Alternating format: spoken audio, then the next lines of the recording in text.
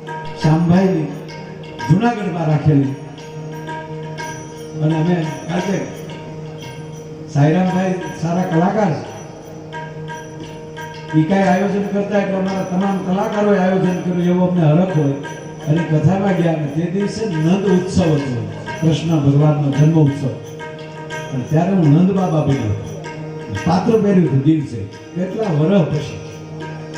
નહીં હું નવરાત્રી રમતો માંગડા વાળો મારા કાકા અરહી વાળો થાય એટલે નવરાત્રી રમતા ગામે રમવા જતા નવરાત્રી માના પોઠિયા થતા નવરાત્રી રમતા ને માના પોઠિયા કહેવાય